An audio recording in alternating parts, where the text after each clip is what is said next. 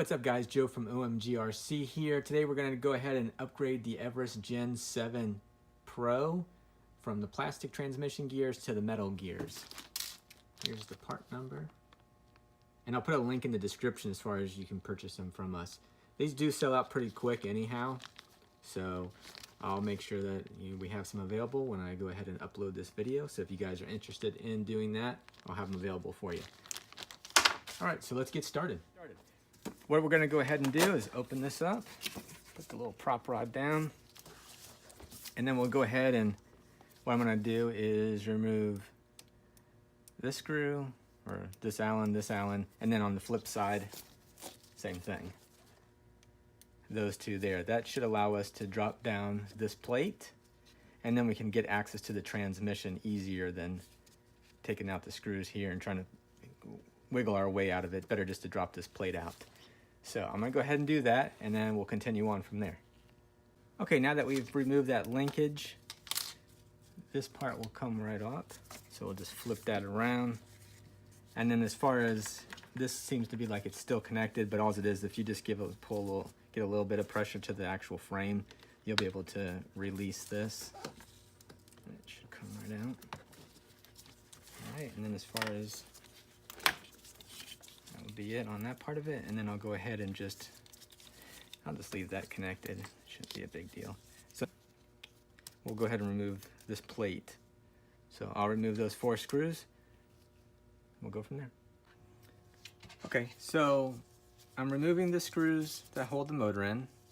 Now, you might be able to get away without taking the motor out, but I'm just gonna go ahead and take the motor off. Gonna make it easier for me. I can get to everything as far as aligning it. I'll go ahead and align it. You know, most people will align the motor, not align it, but mesh the gears together using just a piece of paper in there and then kind of tightening it down so you get a nice clearance.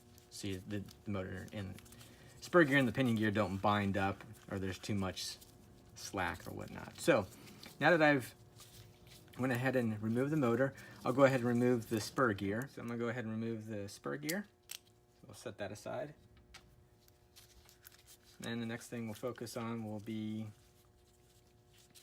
taking the drive shafts off. I'm just gonna go ahead and remove both of those as far as each side. So pretty simple to do. I'll just show you this one. And then you can see, once you do the one, you understand how to do the other side. So, take that off. Go ahead and remove this little guy here that actually holds the spur gear on. So I'll remove that. It does take like a little bit of force to get it off of there. And it does have a spacer on there, so just be careful that you don't lose the spacer as it just popped off. So there's a little, there's a little spacer that comes with it as well. So make sure that that goes on there. So now what we'll need to do is go ahead and remove. Now, if you notice here too, every one of these has a spacer. So there's 3 spacers on to this plate. So you want to make sure that when you put it back together, I'd do one at a time. Make sure you get the spacers in there so you're not missing one of them, because they're going to fall out when you remove these screws from there anyhow. And then you have just this one. I've already loosened it up anyhow. That needs to come out. So then once we get that, we'll be able to get. Okay, now that I have everything off the transmission, as far as now I can actually open it up. I did leave, if you notice there's a bearing that's stuck on the plate there. I'm just gonna leave it there. Kind of just shows me that, oh, that's the side it needs to be on, what have you, and everything's good on that part of it. So, I'm gonna go ahead, open up this transmission.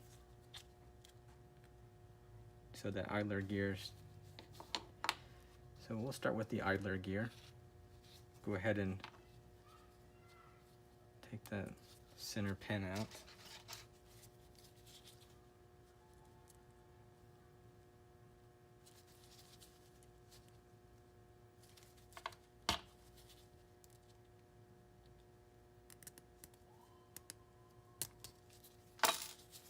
So I'll just go ahead and put the pin back where the transmission is, and then I'll go ahead and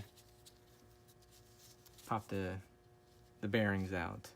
All right, so let's go ahead, get our parts here. open that up. Insert the bearings for the idler gear. Make sure those go in good. See if you can see that.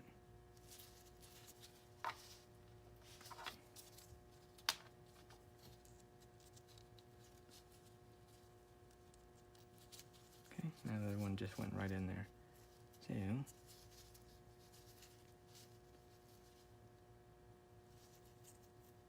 That is as close as it's gonna get with that idler gear. That's it. So, okay.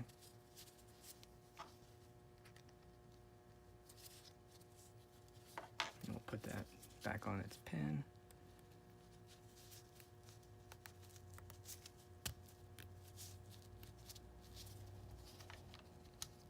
Go ahead and install that.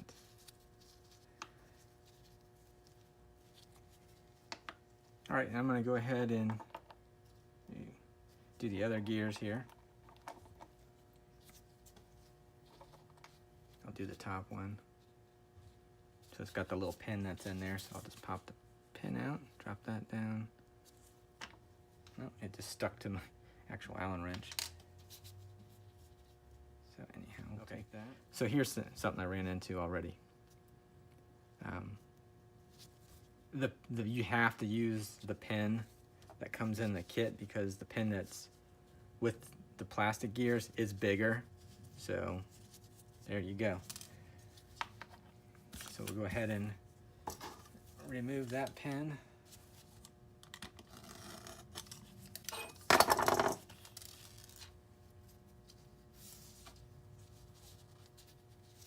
So you can, anyway, it's in my finger. So there's the pin. We'll put that in. All right, perfect fit. So we have our big gear.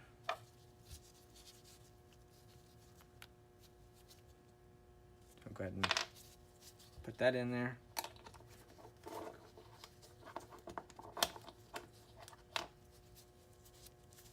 That one fits in there perfectly, no problems there. Okay, so what I did is I put a little bit of this marine grease on. And I just kind of went around it because what it'll do is, when I drop that back in there,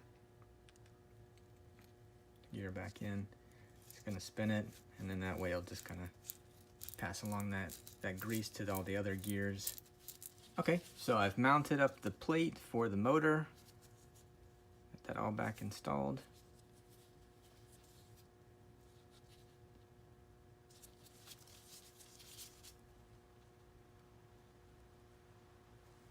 So you can see it all.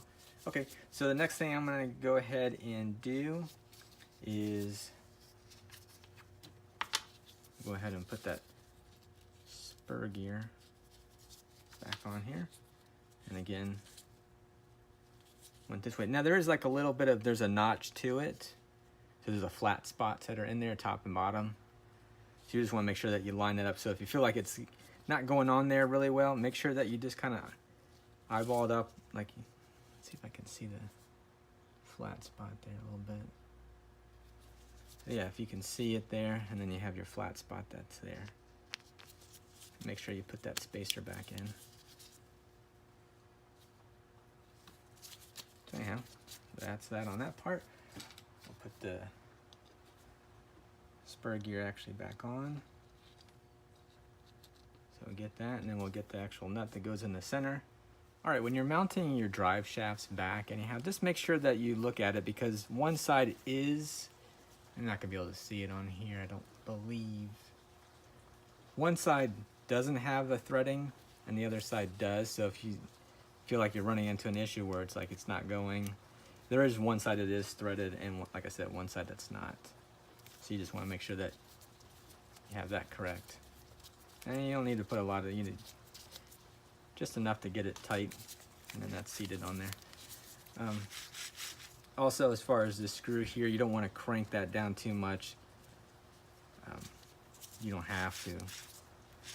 It'll just make this where it won't want to turn. So, other than that, we'll go ahead and I'll mount that motor back up, and we'll get that gapped. like I said, you could just use like a piece of paper, and that way you have the nice a gap between the actual pinion and the spur gear. That way you have the correct clearance, more or less. I'm gonna put a piece of paper like so. Push the motor close to the gears here, and that way you have a little bit of a gap. And when you go to tighten up your motor, so then you have like more or less a better spacing that's there on the gear. Okay, so I'm gonna go ahead and mount the transmission back to the plate. So I'll get that done, and then we'll go ahead and mount this back into the actual truck. All right, we're gonna go ahead and install our motor. So first thing I wanna do is get these drive shafts, get those hooked up. Since the linkage is not connected, I'm gonna make it easier just to kind of move things around, adjustability when it comes to, just in case the linkage or the drive shaft does come out while you're doing this. It makes it easier since, like I said, that linkage isn't hooked up. So if it pops out, no biggie.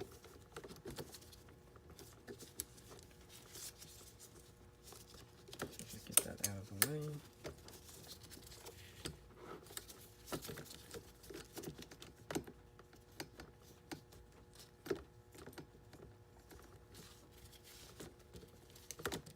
He's got that lined up.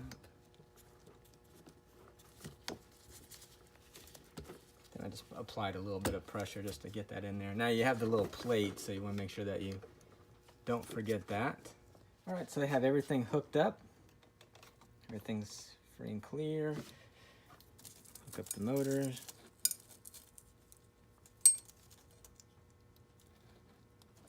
And I'll just zip tie those again anyhow, but so they're out of the way. They just had them kind of bunched up or whatnot. But anyway, not a big deal. But other than that, yeah, everything's put back. It's just the way it kind of rolls anyhow. That's pretty, that way it's more like a brake when you're going downhill. So it kind of slows it all down. So it doesn't like just roll real smooth. So that's just kind of normal. Well, it is normal. So anyway, other than that, I hope you guys enjoyed the video. Leave a comment below, and I hope you guys subscribe. And until next time, this is Joe with OMGRC. Later.